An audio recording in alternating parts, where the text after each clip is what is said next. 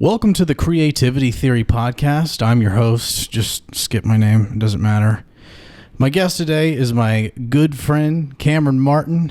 How you doing, Cam? Pretty good. How you doing, Cam? I'm doing good. If you could just pull the mic up to you just a little bit more and then like straighten it out there. Yeah. Like this? Yeah. Ooh, that's intimate. I like that. So before we get into it, a word from today's sponsor.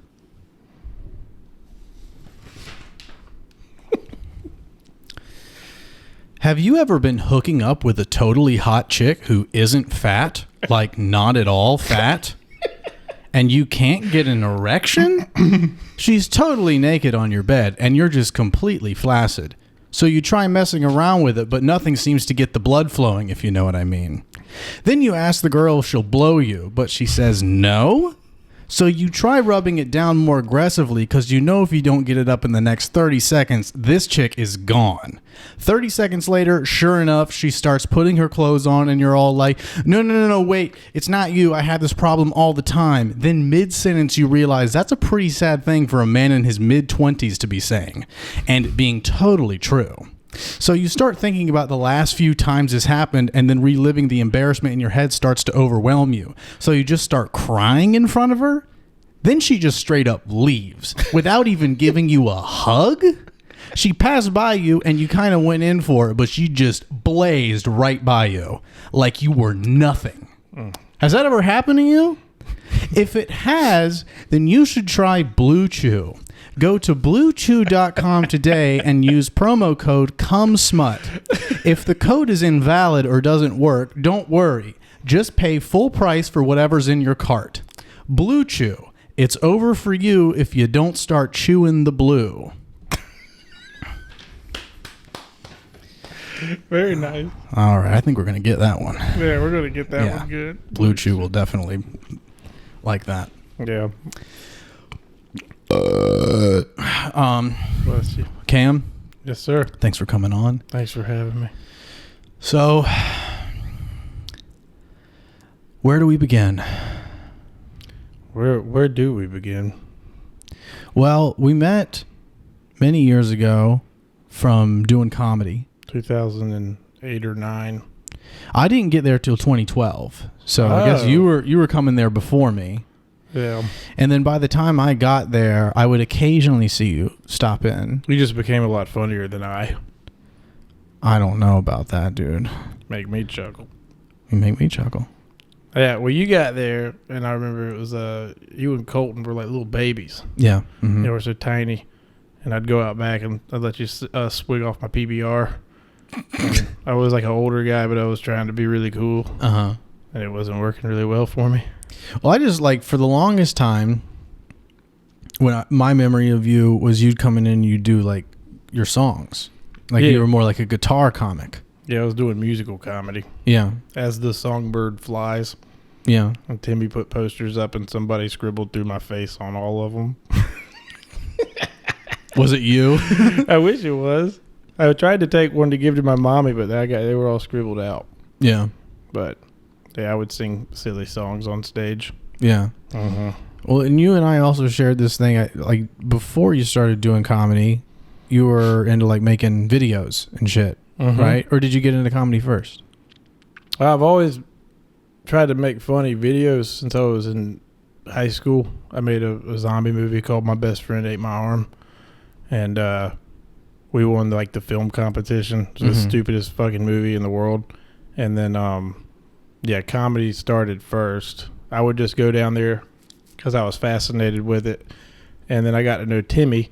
And then I would be like, I'm just here to watch tonight. And he would go, next to the stage, Cameron Martin. I go, no. I'm not doing that, man. I'm not doing it. And he would go, come on, next to the stage, Cameron Martin. Let's give it up for Cameron. And I'd go up there and just either bomb or do well. And then there was one night my dad went and I was bombing. And I could see my dad's disappointment in front of me. And I just took the microphone and went, oh, God. I take pictures of little kids for a living. And I started telling life touch photography jokes because I was a life touch photographer for 2 years, taking yearbook pictures. I didn't know that. Yeah, and it was a really rough 2 years. It was when I was 22, 23, and I just started talking about Life Touch. I just started talking about a day in the life of Life Touch, and the crowd went crazy. And my dad was like, really, really like, man, this is great. And I remember Gerard Sidbury. He's not around here anymore. He's popped up actually recently. I see him randomly. Yeah, just pop up. He came up and said, "Your shit's getting tight," and I was like, "God, I'm just barely even been doing this." And then I kept doing it, but I don't know. I think I quit when I opened for Dave Waite, and I did local jokes, and they did not work. And he came up. He's like, "Isn't it cute when these little wannabe local comedians come up here and try to be funny?" Good God! So I quit. I quit doing comedy for a while, but I just did it recently at Dead Crow, and it was good. Told uncle jokes. Yes. So I'm easing back into it. Yeah, I'd like to see you come around more. I'm also trying to start coming again more regularly. Yeah. Took like half a year off at least. Feels like. So, you said you started making funny videos in high school. Do you remember, like was the zombie one the first one you did?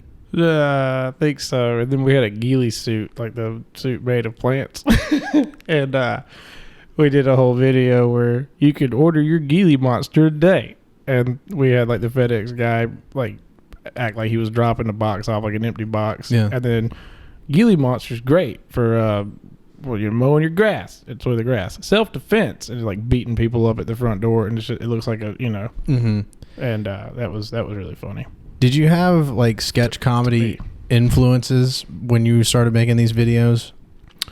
Like other YouTubers or just like popular sketch shows that you feel like your humor was kind of molded by? It's probably all that. No, I'm good. That was it's viable. Yeah, what was it? It was something because I was watching YouTube videos back then. What was it? Kyle Mooney's The Good Neighbor, I think was what it was called.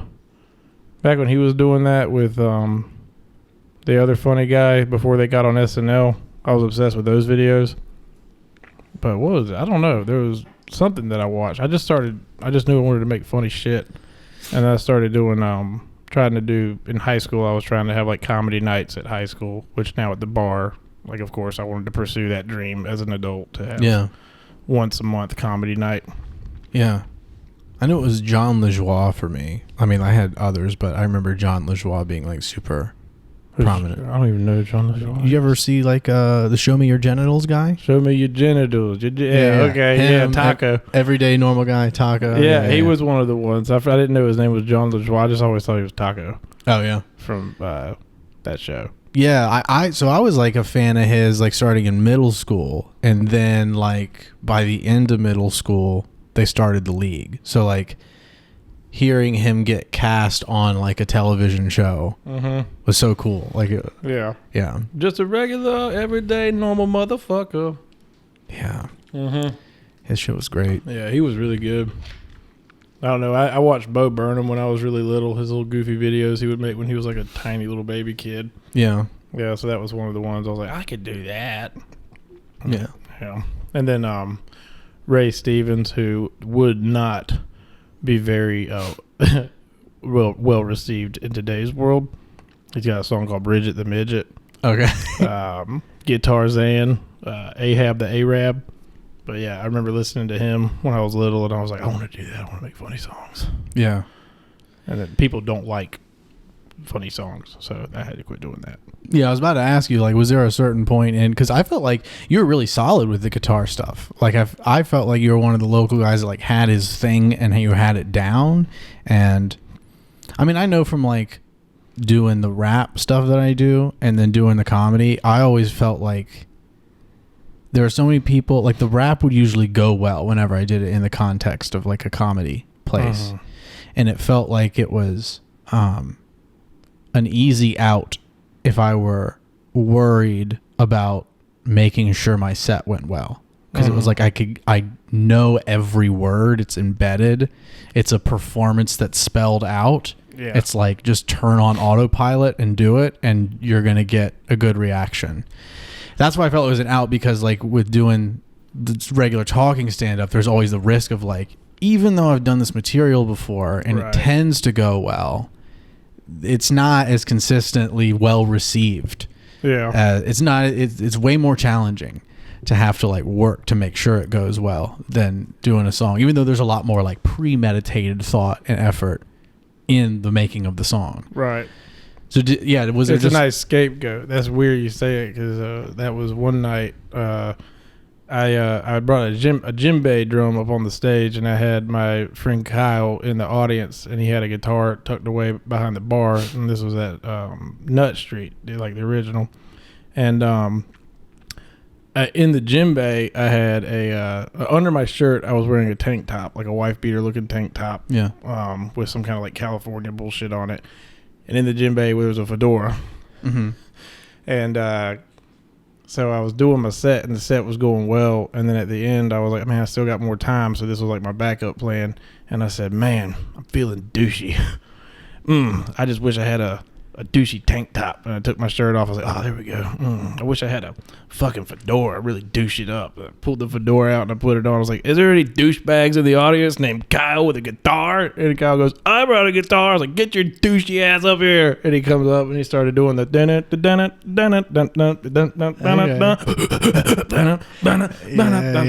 I get nervous when I see your butt naked. Drop down low, you're gonna get what you expected. Nervous when I see your butt naked. Drop down low, you're gonna wonder why you ain't wet yet. Yeah, I was just about to go there about the nervous when I see you butt naked music video. That's still online. I don't know how to take it off YouTube. You don't know how to you don't have access to that YouTube channel? Do not look it up. I'm a public. That's a great way to get people to look it up, by the way. Fuck. Maybe we'll edit that part out. If we push it really hard. I don't want to push it. There's a part of that thing I'll get. We'll probably edit that part out. That fucking video will get me canceled.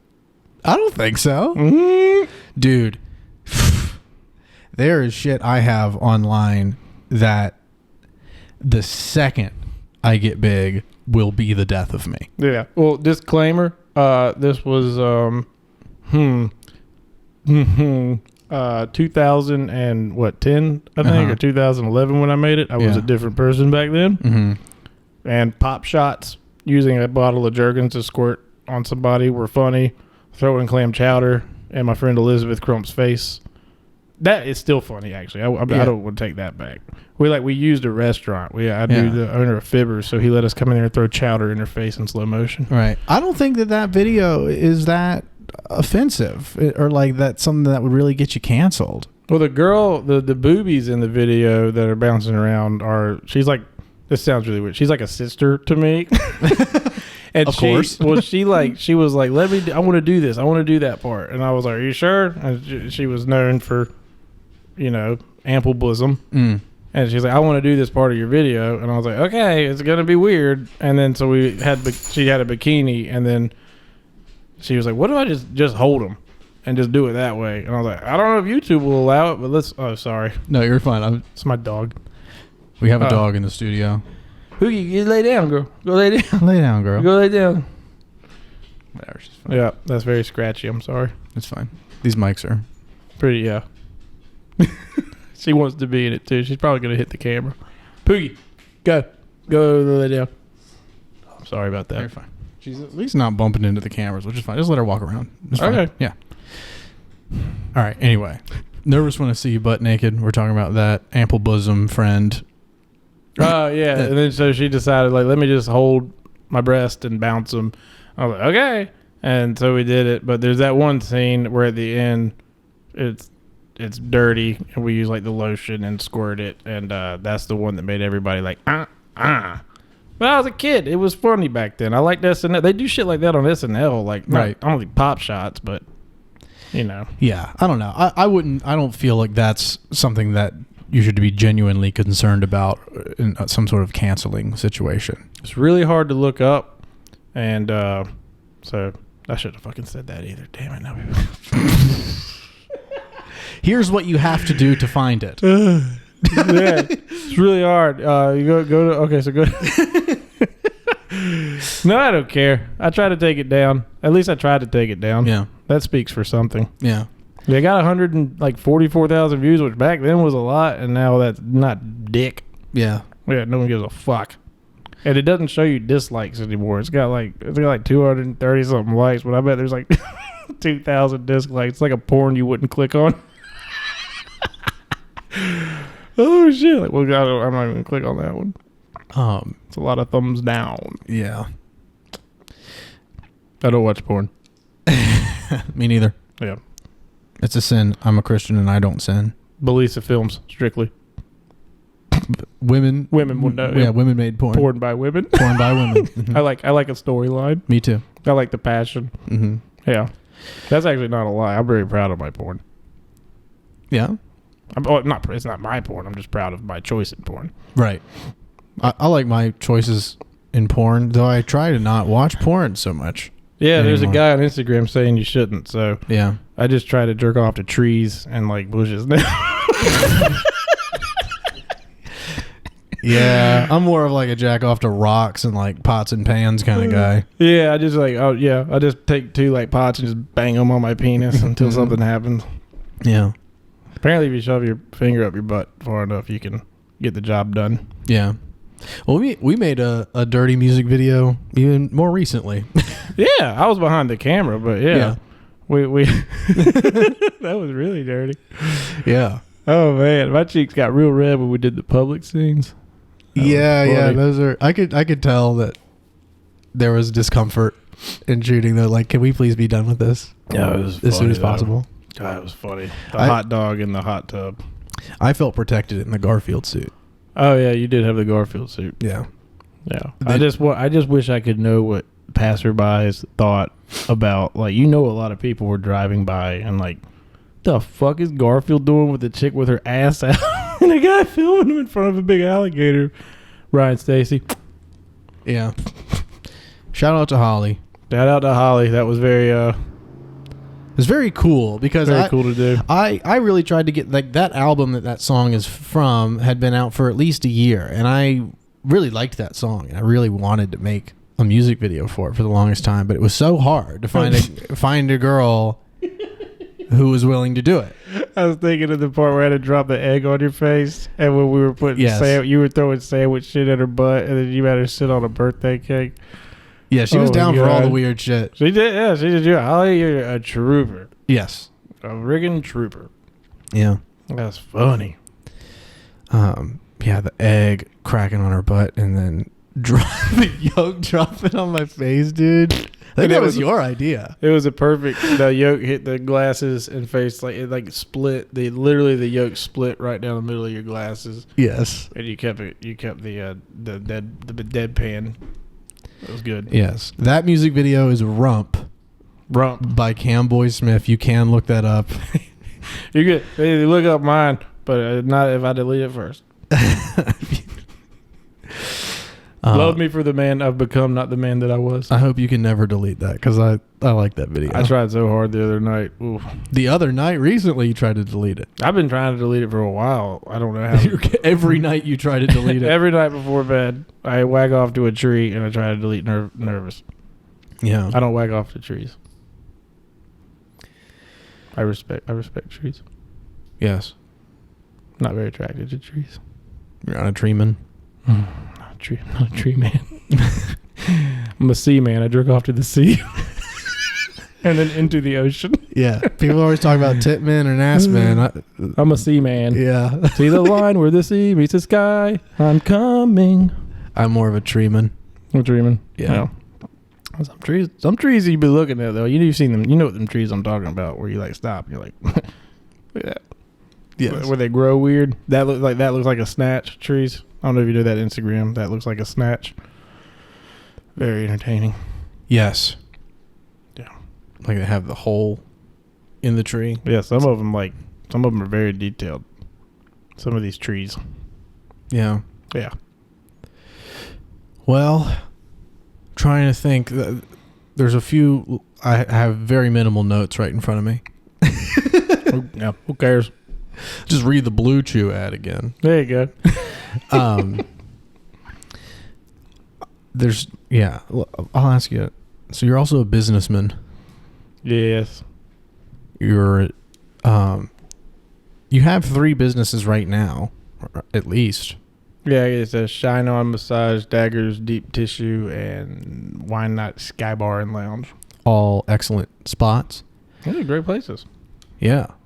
Who doesn't like wine, beer, and massage? Massage. Yes. Massage. Do love getting a deep tissue massage. Yeah, me too. But yeah, been doing that. Wine Knot's a year and 3 months old now. Yeah. Yeah. It's a little horrifying. Every day I say every day is like the Ozarks. There's always a lot of shit, hurdles to jump and fires to put out. I feel like every day when you do what I do. Yeah. So panic attacks have began, which is pretty cool. I think they're good for me. Yeah. Yeah, your blood pressure rises, your heart beats hard, your hands go numb. Sometimes I puke, which is good for you. You lose weight. Yeah, I do want to talk more about that kind of thing. But on the business thing, so you have 3 currently, but I feel you've created businesses before, like, right? Have you had ones before these 3? Or are these like the only 3 businesses you ever like started? I had Gunk Holer with my dad that we just put on the back burner because literally every event we went to, like a hurricane blew all of our shit off the face of the fucking planet. And so we lost a shitload. We did one in Ocean Isle, and a damn microburst hit in the middle of the night, and we got back, and it was our stuff was like merchandise. There was people who made like birds out of driftwood and oil paintings that were just cast about the gravel lot, covered in dirt, broken in half, and there was like people just crying over all of their prized possessions they were selling. That was a terrible time. I had to hang all that shit up in a motel room to dry it that night. But yeah, so we had to put it on hold for a while. Then COVID, all the street festivals stopped.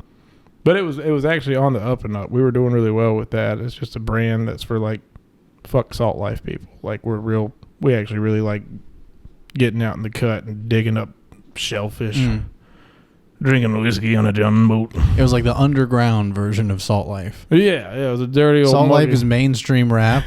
Y'all that good New York East Coast boom bap. Yeah, exactly. With our Wu-Tang. Yes. It's a good shit. And so I actually have never like fully understood like what Gunk Holer was. Like I understood it was associated with boats and whatnot, but like the business itself, was it like merchandise related to fishing and? Yeah, we were designing a shucking knife called the Peck Wrecker. Okay. And it had like a nut at the bottom, like a big metal ball. Not a big metal ball, it meshed, so it was like a screw. It was one solid, kind of giving away my secret of it, but anybody can figure out how to put a hard ball at the end of a fucking knife, I guess. Yeah. But sometimes you get an oyster, like when you're shucking raw oyster, that's why it's a Peck Wrecker. They'll be really hard to open if you don't steam them. Mm-hmm. And so you give it a bonk, and so it was the Peck Wrecker. And my friend Jason was designing it. He's an engineer for Corning, and he was designing it on his computer. And we got like 3D prints of it. And then his house was broken into or some shit, and someone stole all of his shit, and we lost everything. So, sorry, that tasted like bone marrow and oyster mushrooms. I bet it did. Yeah, that was good.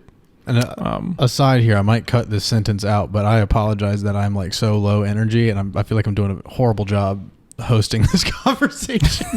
No, you're good. I got like 3 hours of sleep last night. I'm still up. Well, I wanted to voice to you, I won't be offended if you want to bail on this and do it another time. Otherwise, I'm certainly down to keep going. But I can keep going. Okay. And then we can, if you want to get back together, I'll wear the same shit. I'll wash it and I'll wear the same shit. Yo, you don't have to do that, but yeah, I'm down to keep going. All right, we'll just cut back in here. Okay, there we go. Hey, there we go. So I feel like, and then I remember also briefly you were telling me about a food truck. Oh yeah, idea. Yeah. Yeah, I was doing a food truck. It was called the Frisky Biscuit. Mm-hmm. That's what it was going to be called, and I was just going to be breakfast foods. And yeah, I made like really good like fried chicken biscuits. I got real good at like making buttermilk biscuits from scratch. I got really friggin' into it. And then after all that work, I realized, fuck, this isn't the town to do a food truck in, unless it's a pizza or a cheeseburger. Nobody is going to be like at the bar and be like, yeah, you know what'd be good right now? Bacon, egg, and cheese fucking biscuit. So it's a really dumb idea, honestly. Yeah. Well, I really enjoyed, I know we shot like, that was another creative endeavor of yours, is shooting these Buzz Kitchen. Yeah, Slightly Buzzed Kitchen. Yeah. I quit drinking so much so they didn't get as funny. And then I tried to do a Slightly Psilocybin Kitchen. And the one thing you really don't want to do on mushrooms is cook food. So, Ketamine Kitchen. Ketamine Kitchen. Slightly coked out kitchen. No, Slightly Buzzed Kitchen was that was fun. DMT Kitchen. DMT hit DMT and then Salvia Kitchen. Give me 30 minutes, I'll cook. Just give me a little bit. I'm just talking to God right now. Hold on. Yeah, no, that was fun. I did my favorite one was in the bathtub. It was like so Slightly Buzzed Kitchen was born out of COVID. The quarantine, like the real shutdown in March, where we were like, fuck. Yeah. So I needed something to do except for wake up and crack beers and drink margaritas at 10 a.m. every morning. I did that every day. Yeah. It messed me up, so that's why I had to quit being really buzzed. It was Cam's Drunk Kitchen, but my sister made fun of me. So I became Slightly Buzzed Kitchen and still got drunk. And you didn't change what you did. You just changed how it was described. Exactly. I was still slamming IPAs, 8% IPAs before I would film it and just retake. And then I learned how to edit. Nowhere near like what you do, but I got to where I could edit. And then, then that corn dog phase was pretty wild. But I go through weird phases with things. I get really into them. And then one day I wake up and I'm like, the fuck am I doing? Yeah, it's strange. I mean, like I definitely resonate with this pattern that you act out, whether it's like an art project, like some sort of creative thing, like a video or a series, or you seem to manifest a lot in these years, like business ideas that you carry, which I think is great, because especially if you can create a successful business that brings you money, and like that's how you. Yeah, like I still wake up every day. I'm like, how the fuck did this work? Yeah, and that's a beautiful thing to be your own boss in that way, to be the owner of your own business, and let alone multiple businesses. Yeah, as well as Natalie. Yes, my partner. Yes. Yeah, she's that was I started Shine On when she came on with Shine On. That's when I started growing and growing and growing, because I finally had brains behind it. Because like I was good at like, hi, you want a massage? Cool, I got this nice room and we have the services and here's it is. My friend Graham and I built the website. He built most of it, and then I got in there and did all put the scheduling on it, he showed me how to do the pages. So I was really proud of it. I like built this business from nothing. Started in a tiny room above Hell's Kitchen, where every Thursday night I would be giving a massage, and you hear, and I was like, oh fuck, it's trivia night. Oh yeah. So your client's laying there and you just have that muffled guy screaming, and then people going wow, and it was terrible, but I still somehow would like get client retention, and they kept coming back. And then I found out that Murkison had a room available, and I was like, hell yeah. Well, I was like, nobody's going to want to go park downtown, get on an elevator, go up 9 stories to get a fucking massage. Yeah. Boy, were you wrong. It was wrong, yeah. People like the exclusivity of it is what people like. They like being able to like be very off the street, very like away from everything. Even though we like cover all the windows in the rooms with curtains. Yeah. And don't look at the views. But as we go to Wine Knot after and you have a glass of wine. Shut up. Well, it's nice. I like that little. Well, on my face. I was trying to not yawn out loud. Oh, you can yawn all it's because you were boring me very bad.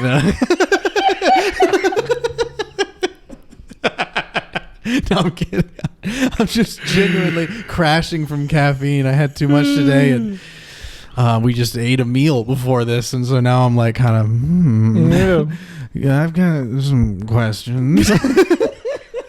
But where I was going with this, why does my laugh taste like blood? Oh God, this like serial compulsive creativity, like the way you described the corn dog era, the brief era of Grateful Corndog. He's here. You're ticked. He's here. You brought He's in the book bag. Is this era not over? Are you still? I don't know, man. I didn't finish the storyline. Yeah, you got And more of work to course, do. there's a pop shot in that one too. He just ejaculates mayonnaise all over sweet corn. Yes. And then we went to Ween with my favorite band, Ween, and was front row. And I made like another corn dog called Gabrielle. Oh, that song, whoa, Gabrielle. And we were holding her up. Corn dog meets Gabrielle. Yeah. And the storyline was going to be, and you helped me with this, but I can't stop laughing. I think about it in my car and I'll just start laughing. So after he like explodes all over sweet corn, because I don't know, I built him a tiny apartment. Like I dropped like a mortgage payment at Hobby Lobby, and I'm wondering why I'm divorced now. I don't know. Maybe that has something to do with it. I'm sorry, Natalie. Yeah, that would be a lot to put up with. Like I just like, oh my god, what's wrong? My husband's playing with a fucking corn dog. That's when I woke up one day. I was like, what the fuck? Yeah. I was having fun though, and that was what mattered the most. It was like I was really enjoying making the videos. But he explodes on sweet corn. I don't know if you watched that video. It was I just love the way I made that video. I was really proud of it. Like I figured out how to like do ASMR. You can yawn if you want, man. But when he gets done, he's supposed to do.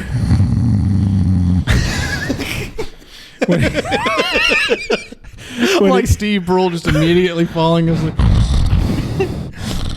Minnie, welcome to Creative Theory. Bros. When he gets done, you told me, I was like, he's got to drop her off, and he's got to he's gonna throw. I bought little paper money, little hundreds from Hobby Lobby, so he's gonna drop her off in his Bentley, and she's gonna go, what now? And he's gonna flick the money at her, and it's gonna smack her, and she's gonna go, what's this for? Because I don't want her to be a hooker. Corn Dog's a nice guy. Yeah. You know, he's a monogamous fella. He just needed to. He's just out. I need to make him single before he met Gabrielle. So throws the money at her. What is this money for? And he says, I don't know. Why don't you get your ma something real nice, like a new fidget spinner or something real nice like that?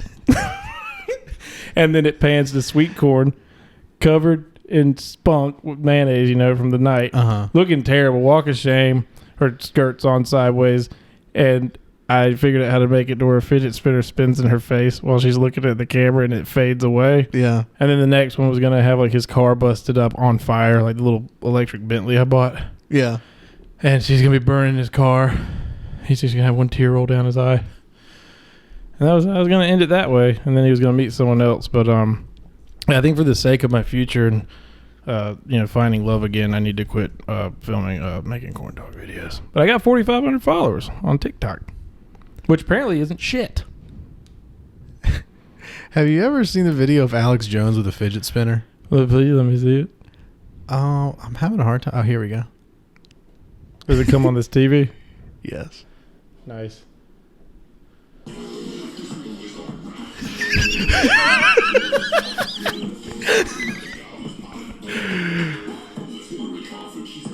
Like, he's such a fucking dipshit, but I would go out drinking with him just one time just to see what happened. Dude, same. I would just to listen to what comes out of his mouth. I would hang. It's funny because I know like 10 of those guys in downtown Wilmington. Dude, just imagine one day you're working behind the bar at Wine Knot and I come up there with him. With the fidget spinner. Yeah. We're both. How do you... Oh my God. That's Take incredible. this, globalists. Take that. How'd he get one with lights on it? He's really into it. Yeah, he is. How'd you find this? I've just... Alex Jones dancing with a fidget spinner. Something I've seen from being on the internet. Oh my God. Wow. Thank you for that. Something to lighten the mood up. I know what I'm masturbating to tonight now. I'm no longer a tree man. Yeah, I'm a Jones man. Jones fidget spinner man now.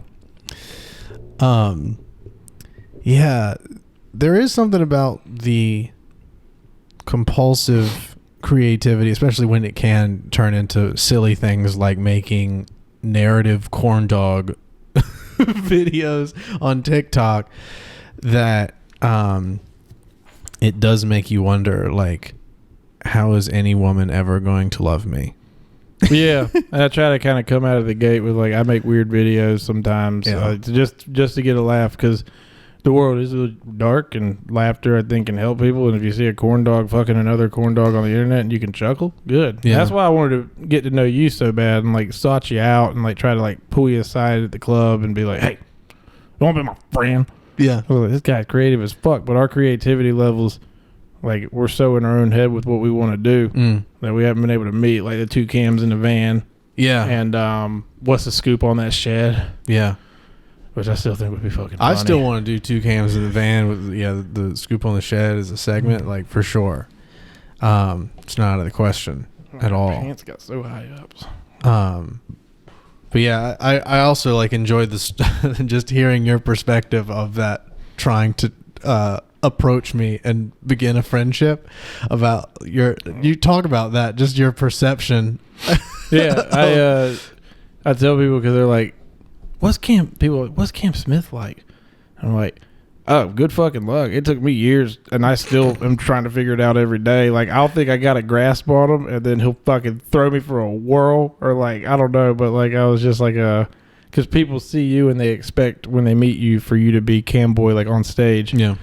And that's why another reason I admire you so much. You're able to like not. And I sometimes don't know how to turn off silly cam, and I don't know how to like, silly and serious. It's just I need to remind myself to breathe. I'm scared my breath is gonna be do it through the nose. Through the nose. Poogie, there's nobody there. God.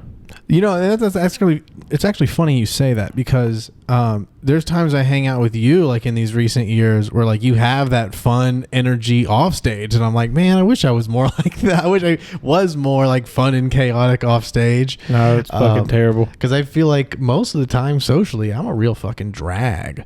Like, I'm not someone you would want to get a beer with. You got to get to know you. That's what I tell people. They're like, what's it like? What's Cam like outside of that? And I'm like, it took a long time. Like, this was a lot. It's like someone saying, like, can I cheat off of your test? I'm like, no, you go get to know him yourself. I worked at it, man. I sought him out. Now I got a little bit of a grasp on him, and we hang out, and, like, I understand now a little bit better. I was like, he's just a comic genius. So I just like that's what it took a while to get to learn it. And like, when we first started hanging out, I was like, you want to come over, help me with something? But I really was just like, come over. It's hard to be grown men and be like, hey, do you want to just like hang out to develop a friendship? Exactly. Yes. Like I want to be friends with my pharmacist Andrew so bad. I go to the fucking Publix pharmacy. Andrew, if you're watching, I don't want to be your friend to get drugs. I already get drugs from you. I want to be your friend.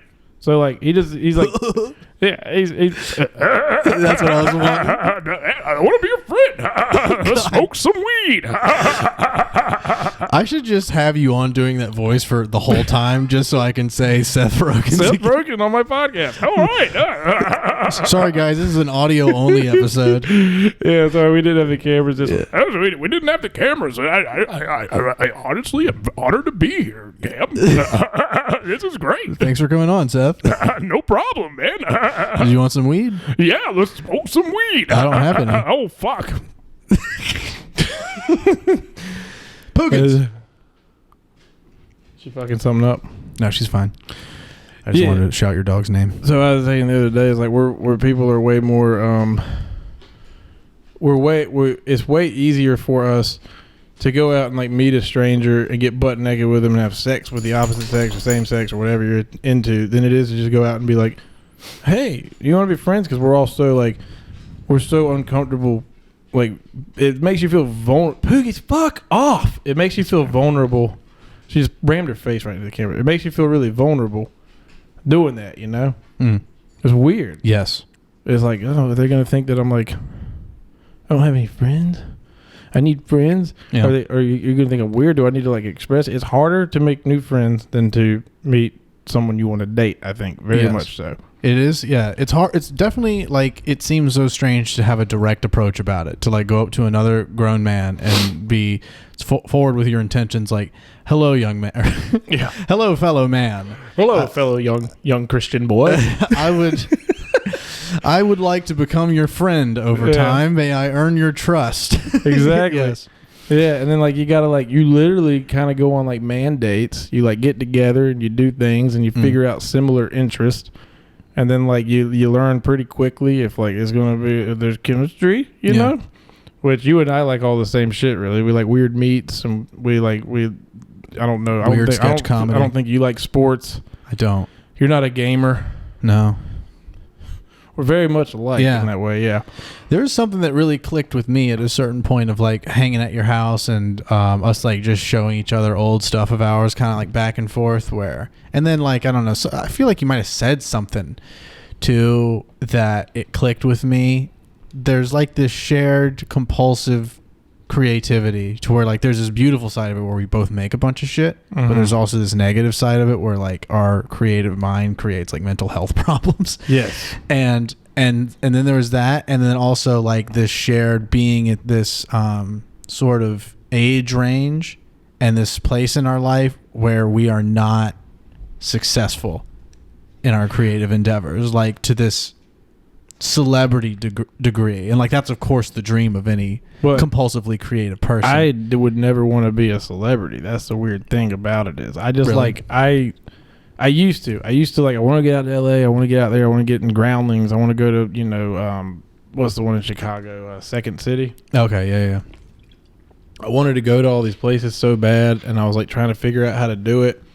And then as I got older, I was like, okay, wait a minute. Like, I hate when my phone rings and it's a random number. I'll, like, scream. I say, like, who the fuck got the nerve to call me on my fucking phone? And when I'm busy at work, so here's a good example, too. Like, a busy bar night where I'm behind the bar is, like, I'm always on. Like, I'm always like, hey, what's up? And then that's very draining. So at the end of it, I'm just like... So you come home and it's like spread the loving all over the bar. When you get home, none left for you, you know? Mm-hmm. So it's really draining. So I thought about that, like being famous. And one thing I hate is crowds of people. Yeah. I can enjoy concerts, but like I do not like going to that, what's it called, the Live Nation one. I get like Greenfield Lake. That's as much as intimate you can hide. So like large crowds freak me out. I don't like being in large crowds, but in front of them, complete opposite. Like I love being in front of a crowd. Yeah. I like the live performance, whether it's stand up or music or if I'm screening something. I like that. I wouldn't like what would come with fame. Like, so you make it big and you're like on Bill Burr level or like, Dave Chappelle level. Yeah. And you walk down the street and fuckers are coming up to you all the time. And like people like want to fight you because you said something that triggered them. That's where I would end up probably being like found dead in a hotel room in fucking Florida. Okay. Shit, that was a little bit too close to home with. R.I.P. Love you, Bob. Love you, Bob. Well, I think I certainly am aware of the downsides of becoming a celebrity, and I feel fine with them. And now I might not know how not fine I am until it actually happens, but that's good manifesting right there. Well, I certainly don't know if it ever will happen, but my motivation is not, I don't want it for the sake of being famous. I don't want it for the sake of the money, but it's that the opportunity that being famous and having money from like being a famous artist of whatever variety or combination of varieties, it's the creative freedom that allots me. Like the fact that I have pretty much whatever resources I want or may need for whatever project I decide is the project I want to work on. That's my highest value in terms of like what I want career wise is I want to be in a position to where whatever project, no matter what the medium is, whether it's a film, it's an album, it's a live show, it's a stand-up tour, music tour, whatever it is, I have the following and the capital to pull it off, and be also the capital to take the risk to do a project I want to do, and it's fine if it fails. Like, oh, I released a bad album and did a tour that people just hated that album. But I still was able to do it because I had the capital to fall back on. Yeah.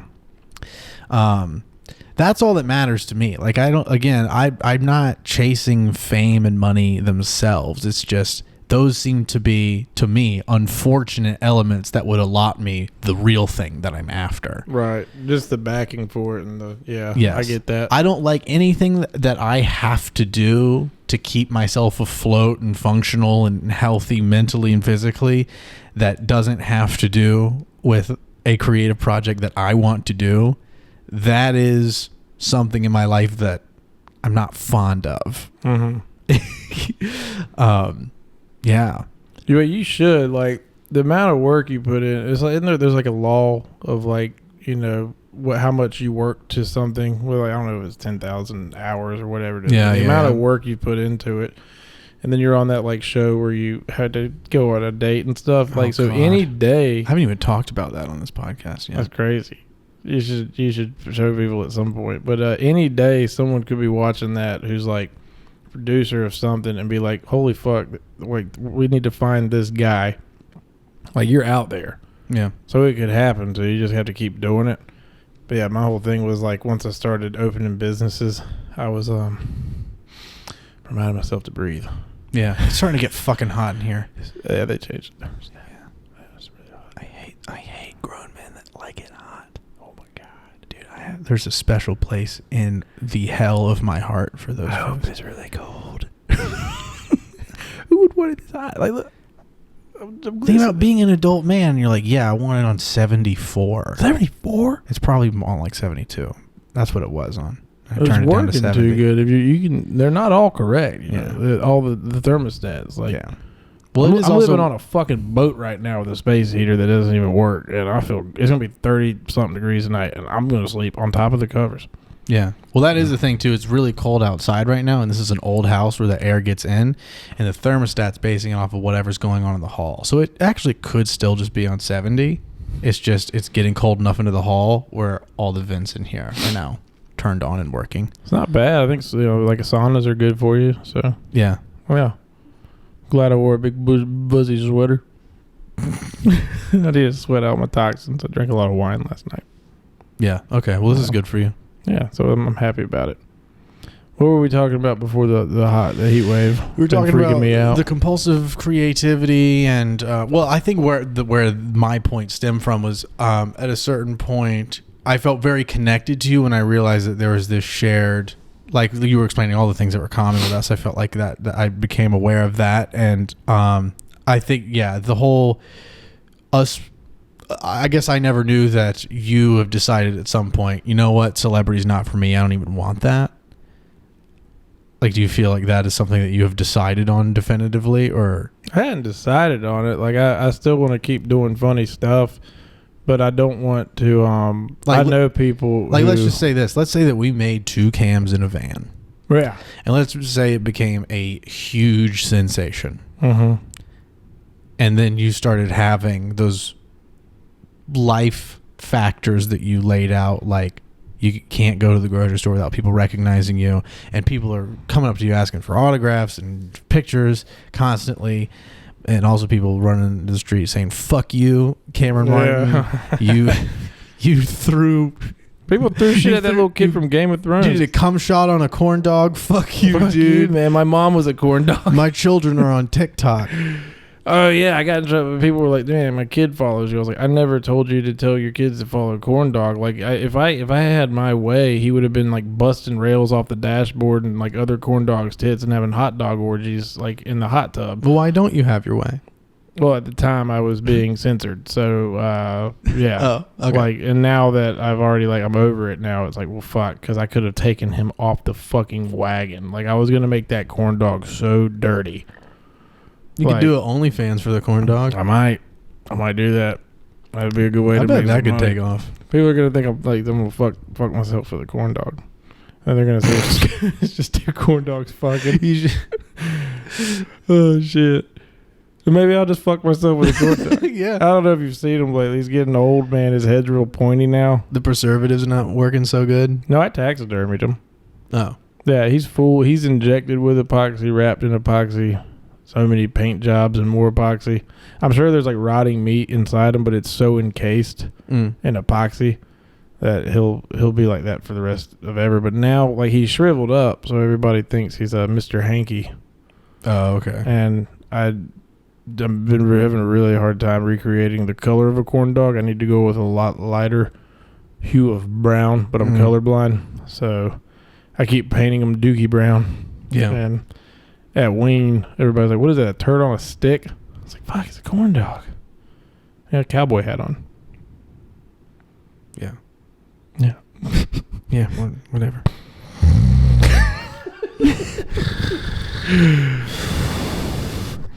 Welcome to Cam and Cam's nap time. Watch us nap together. But yeah, 2 cams in a van. If we did that, say we did that, and then someone picked us up, I'd be fine with it. I'd be actually really happy about it because here's the thing. I don't want to be famous. I don't want to.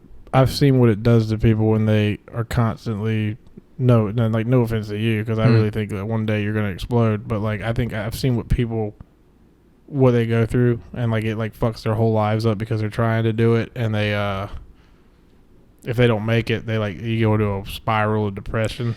Yeah. I certainly feel like I have been trying to find a way to come to terms with the possibility that I never succeeded in the way that I want to, but also be able to simultaneously accept that reality while not allowing myself to give up on it. Yeah, no. Like I'm certainly not going to stop trying to piece together a plan that is realistic and viable in terms of making progress towards that goal. Mm-hmm. And to try to aim to see more clearly a path on how to do that. But yeah, I definitely do feel like there is a force of the longer I go not experiencing tangible progress towards it, that there is a massive wave of mental unwellness that washes over me. Mm-hmm. And I feel like a lot of the periods in my life where I've had these depressions or funk, little, mental meltdowns or whatever it is, I feel like it's completely rooted in that. Like, there's knowing what you want and having an aim and a purpose in life is a double-edged sword. Mm-hmm. It's a really great orienting thing because you now know what to spend your time to try to do. Mm-hmm. But you now have a defined goal that your body and mind and soul know whether you are or are not achieving that goal. Right. And if you aren't, your chemical physiology lets you know you're failing. And also too, like, on the romantic end of things, I think you've had certainly more relationships than I have, where I've only really had one real one. Yeah. And it was like 7 years ago. So there's this element too where I feel that at some point I made the decision, because I made a decision that I value this creative and artistic pursuit more than I value being in a relationship, I guess. And I don't think that they're necessarily mutually exclusive, but I do feel this. I feel like this really puts the finger on it. The older I get and the longer I stay this level of non-successful, like in a tangible financial and social sense, mm-hmm. the less viable of a partner I become for a woman. You know what I mean? The wrong woman. Maybe, but I my ex and I scraped pennies out from under the couch to go split a double cheeseburger from McDonald's when we started Shine On. So it's, Yeah, but also, like, you see, even though you still do creative things, you do have a business that supports you. Like massage businesses and the wine, they're doing well. Yeah, and it's just always Ozarks. Right. And you made some money. Give me that money you made. You can't have it anymore. It's ours now. You made some money. Give me the sales tax. Come here, fork it up. Yeah. No, I'm sure it's fucking. I'm sure it's fucking rough. Yeah, it's just hard to hold on to it when you make it. You're like, oh man, we had a great weekend. Oh, there goes a huge wine order. Oh, there goes sales tax. Yeah. Oh, there goes rent. And it's like, wow. How does anybody make money in a fucking bar? I don't know how anybody does it. As profitable as a business may be, it's also very expensive to run a business. Yeah, I get it. Yeah. But yeah, I feel like having that, it's like, I don't know. I feel like to any woman that looks at me in some sort of way where she's analyzing whether or not she should get involved with me romantically, maybe prior to me starting like the freelance business, is certainly the case. It's like, wait, what does he do for money? That's something though that could end up, you were on like, I feel like it was snowballing for a little bit there, but it's just winter as fuck now. But once it like gets springtime and events pick up, I think that you're onto something big. Yeah. Well, I mean, I feel better about being in the position I am now, even when things got slow a little bit during the winter. And I feel better too now being in this. Now suddenly having this entrepreneurial form of income, it's made me feel more confident. And honestly, it's been so consuming of like my attention to keep it running and to make progress on it. Like I don't at all like at this point early in it, I don't have like a cutoff time of like, all right, past this time, this many days a week, I'm turning it off. I'm not. It's like, no, it's a 20. Like as long as I'm awake, I'm open to working on it, whatever that is. Whether it's literally editing photos from a shoot, or it's talking to clients, or it's doing some sort of marketing, or working on a website, whatever it is, organizing the portfolio. I'm doing research and learning, watching YouTube videos from other people that are successful, like that kind of thing. I feel like I'm throwing myself full force at it and doing creative stuff like in the in-between time. And so as far as like social and romantic stuff goes, I'm so occupied, it's not even really a thought of mine where that's like good if you're that focused. Yeah. 6 months ago it was, and I could feel it creeping up on me, and I could feel that it was very much like I was paying too much attention to it and not doing enough about putting the time and attention on myself to make myself, I don't know, better. To be simple about it.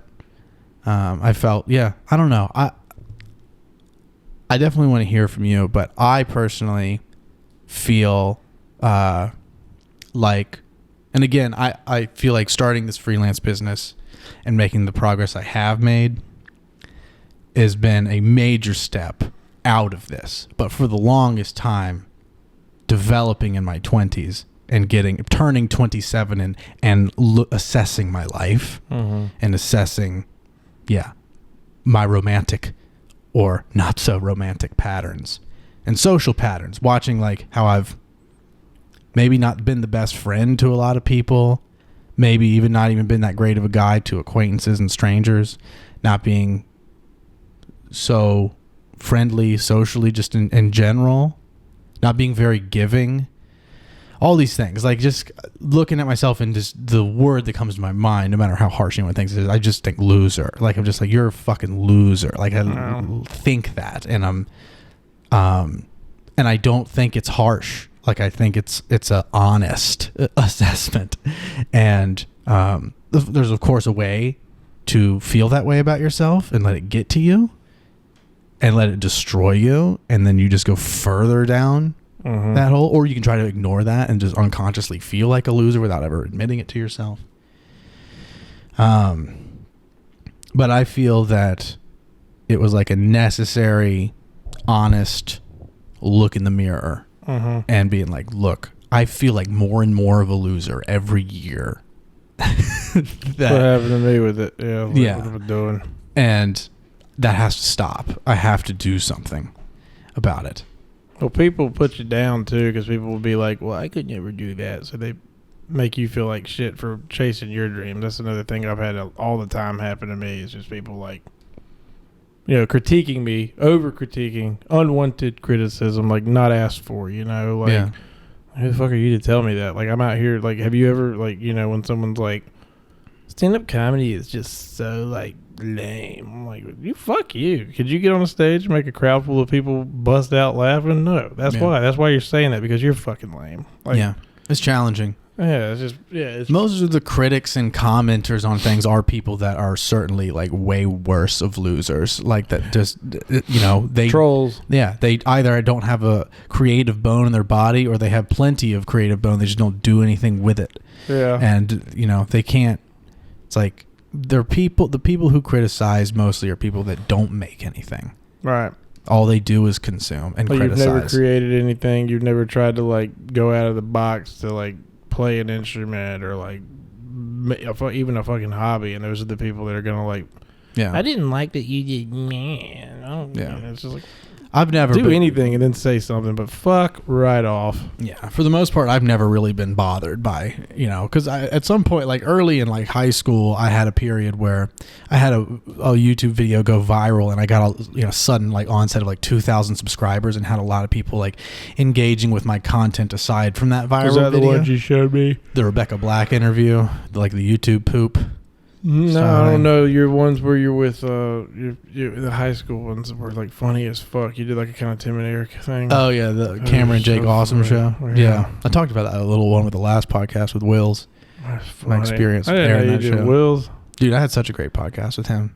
Sorry, this one sucks. Yeah, you apology rejected, but we can try it again one day. No, actually, I feel like this has turned into this has been like a slow getting into it. I like where this is right now. Yeah, we're in a good place, man. Vibing. Yeah. But yeah, the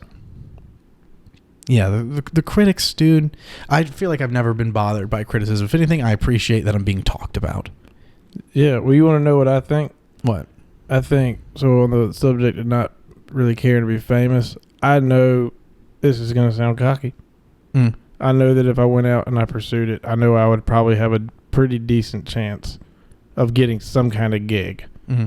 I know that if I like really went for it, like, because at the time when I was doing it all the time, like how you are now, it was getting tight. And like Wilmington's a hard place to get picked up. You got to go to like the big places, I guess. But I feel like I know I could maybe do it. And man, you know what though? I think it would drive me crazy, but I've accepted that like I am that person for my friends and my family.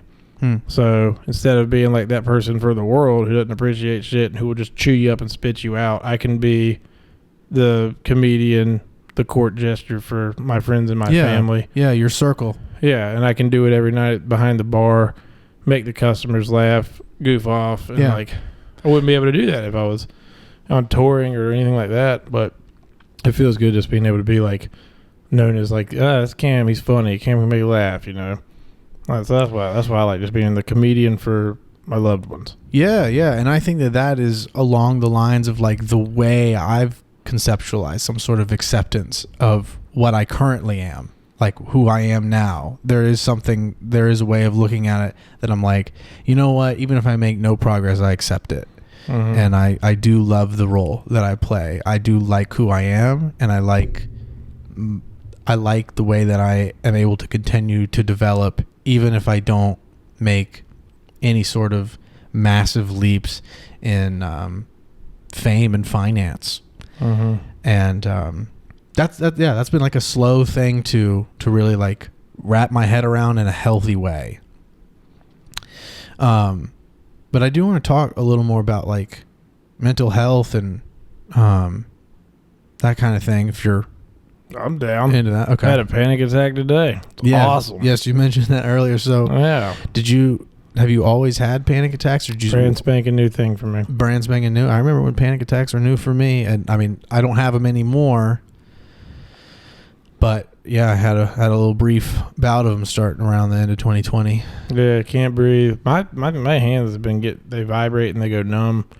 I can't breathe. My face gets really puffy. Heart rate is like a hummingbird. Yeah. I just start hyperventilating kind of. And the other day I had one so bad I had to pull over and vomit. So, yeah, they've been like, it's like, oh, this is fun. I'm glad I got this now. This is great. Yeah. Let's have a little panic attack on the side of some fatty liver and some heartburn. Yeah. I think I'm getting rid of all that. I've been doing really good. That's good. Good. I'm eating a lot of oyster mushrooms. Good. You know, but no, yeah, this like they suck ass. And a Xanax will put the fire out, but then that just only like 30 minutes up. Do you feel like you can point to some source of, and I don't mean like recently, because I know that like, I mean just like historically, like some sort of thing in your life or way of looking at life that you feel like is the reason that you feel depressed or like anxious? Yeah, well, a lot of it is the work. Like today, it's just a lot of stuff's happening this week with work, and we have a whole lot to do and a whole lot to get ready for. We got a lot of events coming up. A lot, I'm moving into a house soon, and so I'm gonna have a whole nother, payment to make. I got a truck I've been trying to sell. Thinking about that, like, I just bought another car, so I got 1, 2, 3, 4 car payments right now. I think I'm making, top of mortgages, rent for the business. So there's like a humongous nut I have to make every month just to make it. So it's so hard. You like got to make this giant fucking insane chunk of like enough money to buy a new car every month, just to pay for all the shit that I'm doing, and then whatever little bit's left. That's what we get. And it's like, if people are like, well, you're in a business. I was like, it's a fucking stroke. It's really fucking hard. And when you own businesses, everybody's out to get your money. So when you get the money, they takes it away. They're precious. And what was I going to say about it? And then the other thing is, this is fucking dumb, but it's like, what if something happened to someone in my family or someone I love? What? Oh my God. Because if like my mom or dad died, I'd probably fucking just shoot myself in the face. Not like if it happened like tomorrow or something. I don't know how I would make like it cum shot style. Yeah. Yeah. Dad, no! Yeah, I remember when my dad died, I immediately got in bed. Off in the ashes. I laid on my back and then just flopped my body up and then just jacked off. Just right in the face. Yeah. Shot myself in the face. Yeah. Mm-hmm. No, yeah, it's just it's just a new thing. I never used to have crowd anxiety. I never used to get anxious in crowds. I can stand in front of a crowd and tell jokes, but if I'm in a crowd, I'm like, I'm going to get stabbed. Someone's going to choke me. Someone's going to fuck with me. Some fucking big, fat fucking Chad behind me with gigantic forearms and tiny little bird legs is going to keep rubbing his cock on my ass and pushing me out of the way so him and his girlfriend Stacy with an eye can have my spot at the fucking concert. Every concert I go to, there's always some fuck wads that come up and, can we stand here now? I'm like, I got here fucking 4 hours early to get the front row at the Ween concert. No, fuck you. You're a dick. You get here earlier. But like, I just hate it. It gives me anxiety. And then the workload. It's the workload that gives me anxiety. Yeah. It's how much work. It's just how much shit. Like tomorrow morning, from the moment I wake up, I have so much shit to do. And I start thinking about it. That's what happened today. I was thinking about all the shit I got to do tomorrow. Sounds like overwhelm. Yeah. Just a lot of overwhelming shit. And then, we're like, right now we're hiring a lot of our therapists at the place. They're all doing great stuff or moving away to do new things, which is great for them. But like it all happened at once, which left us with like 3 therapists when we had like 8. So, yeah, it's just woof. It's been rough. Wait, you said you have 3 therapists now? At the massage studios. Damn. We went from like 8 to 3, like that. They just left? Well, no, some of them moved. Sorry, buddy. Some of them, I liked it. Some of them got starting their own businesses. Like it's all stuff that we're like, nobody ever leaves. Wasn't really like a mass walkout. No, it just sucks that it all happened. Sick of your work, these work conditions. Don't worry, we still got Lucas massaging 9-year-olds. Oh my God! I'm joking. It's the parent guardian. Staying that in. Parent. I honestly, if a parent has nothing better to do but get their 9-year-old a massage, because you can legally do it. The parent has to sign off or whatever, be in the room with you. And the bottom line is, don't fucking do that. Buy your friend one who like had 4 kids and like 5 divorces and like walks like Quasimodo. Get her a massage. Your 9-year-old's fucking fine. They're made of rubber and string right now, and like you can hit them with a fucking bat. They'll be fine. And there's nut. I've had to do it at Bald Head Island. Rich old ladies. Oh my God, Bald Head Island. Fuck that fucking island. Fuck you, Bald Head Island. You sound like you're having like a PTSD episode.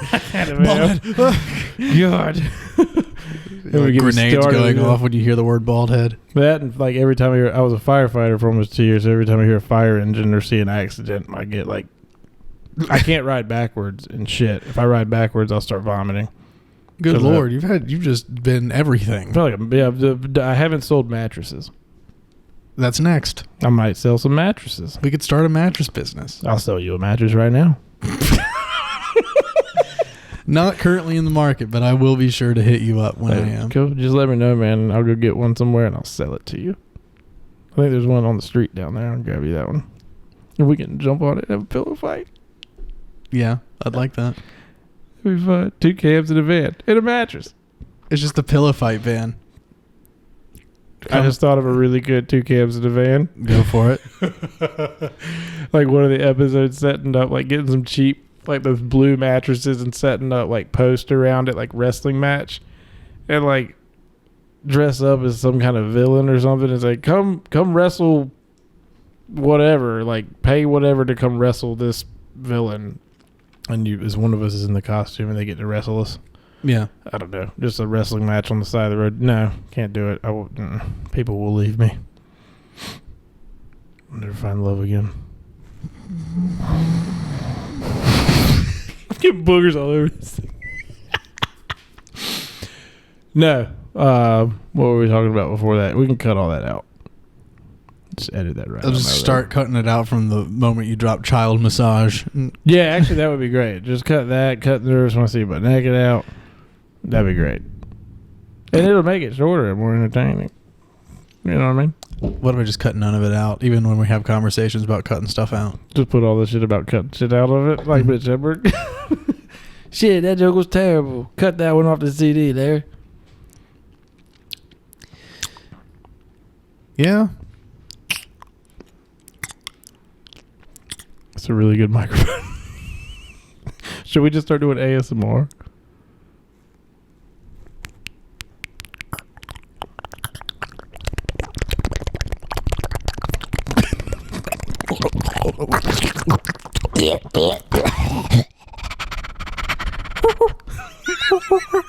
This is the whole one. Just do this part. Hey, and then we just do that for an hour. I read the Blue Chew ad, and then it just cuts to this, and it's over. That's it. There you go. Fuck it, man. Who cares? Just do it. People are gonna be like, "This is such a fucking weird episode." What is going on? We should. Anyway, we got a lot of good stuff, but we should try. We should try to on a day like where we're high energy and yeah, maybe have some of that Puzza Libre before we start. Yes, Puzza loosen up a little bit. I'd be down for that. Get this. Leave her on the boat. She want to leave her on the boat. She's grumpy if she's on the boat. She's grumpy if she's here. She's a good dog. She's a good girl. Grumpy. Oh yeah, we can wrap it here, and I'll save this one. I'll cut the stuff out that we need to. Yeah, just let me know. And we can always do another one. Yeah. I wear a t-shirt since it's 100 degrees in here. It usually, like, the best time to do it is like when it's weekday around noon or weekday anytime before 5. Yeah. Because then none of these fucking faggots are home. And I can actually turn on the AC in here. It feels really great. It's great. I just don't know who would want to be there. I don't know, dude. It's morally upsetting to me. I heat just pulsates off my body already. Yeah, same here. I'm hot-blooded, dude. Yeah. Yeah, sweat. Anyway. Tastes like mushroom. Thank you for coming to do this, brother. Thank you for having me. Again, sorry I was low energy myself. It's okay, man. I'm tired too. We'll smoke weed next time. Smoke some weed. Later, brother. See you, man.